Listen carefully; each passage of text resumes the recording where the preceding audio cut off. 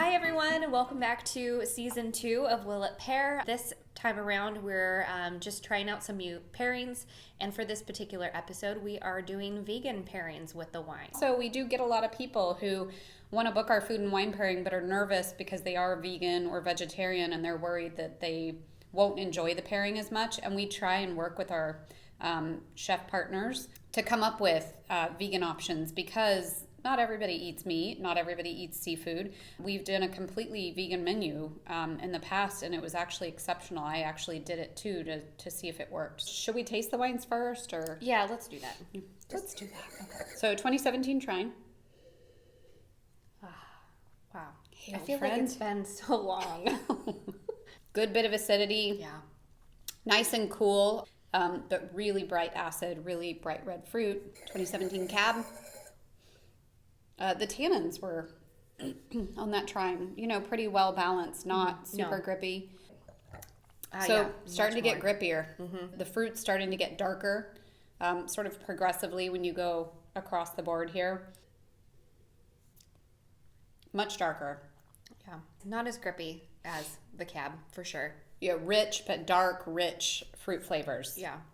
Still some good acidity there. So this first pairing comes to us from Casey, who is a good friend of the winery. She actually helps us with our email marketing, and she happens to be vegan. And so when we told her we were doing season 2 of this, she was super excited and asked if we could do a vegan pairing. And one of her favorite snacks with wine is some sort of cracker, and then the AJ's Walla sweet onion mustard. So there's a few different flavors. Her particular favorite is the garlic, and so that's what we got.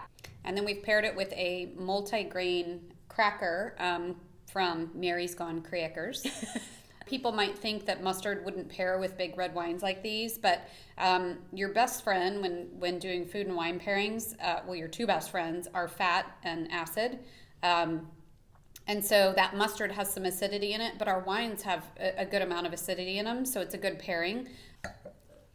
Definitely softened the wine. Mm-hmm. With the Trine, the cracker flavor was the prominent flavor for me, and the acidity of the mustard. Mm-hmm. The wine kind of took a back seat. Next. Man, that nose. I thought it was going to be grippier. No. So that's great. Yeah, it kind of brings out a sweetness in the wine. Yeah. But definitely smooth, like those tannins. Mm-hmm. That's nice. Out. I see why she likes this. Oh my gosh. Ah, Merlot, my old friend. Yeah. Oh, that's lovely as well. Wow. That's my favorite. That is. Mm-hmm. I can say assertively.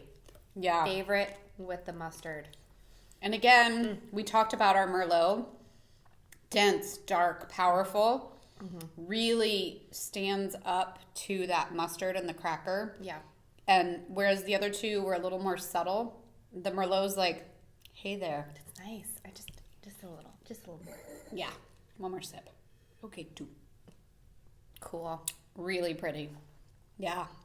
Ah, thanks, like Casey. Thank you. So for vegans, and really for anybody, mushrooms are they're sort of like the steak of the vegetarian world. Super easy to pair with red wine. They have earthiness, they have depth, they have, complexity depending on what mushrooms you bring in. We didn't want to stick with just one mushroom because kind of like blending wines. Like it's cool to bring in a cremini and a shiitake and a trumpet because they all bring a little bit, different depth and flavor to the combination. So we combined those 3, shiitake, cremini, and trumpet.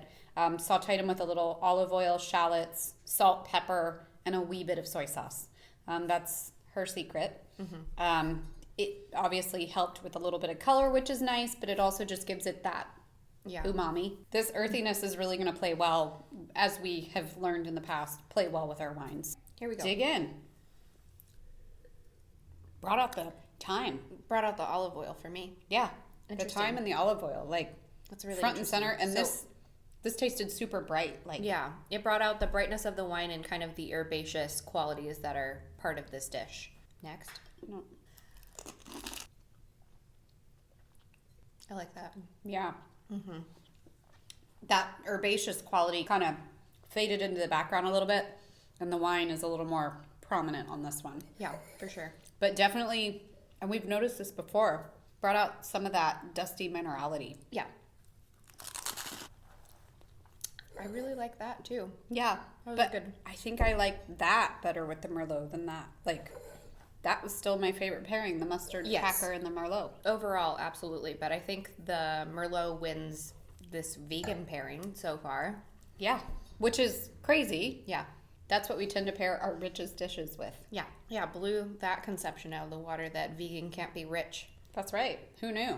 So if you're not a mushroom lover, but you want to do some vegan dishes, we do have some other alternatives that we didn't explore today. Looking at roasted vegetables, I think doing the roasting in particular rather than like steaming or something like that. Or grilled. Yeah, or grilled. Oh, grilled would be great. Just anything that's going to give you kind of like either caramelization or some of that char Maillard reaction. That's going to be really good with the wines. And then lentils are a good one. Absolutely. With spicy lentil dishes, maybe not so much, but like a braised lentil, you know, again, with a balance of aromatics and other vegetables in there. Really nice. Miso. Miso is a great option for adding some depth to your dishes to give it kind of more of that richness without having to use meat or like a butter. Well, thank you for joining us today.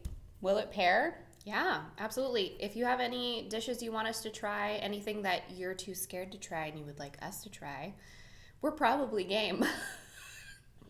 We have some time until spring. Yeah, absolutely.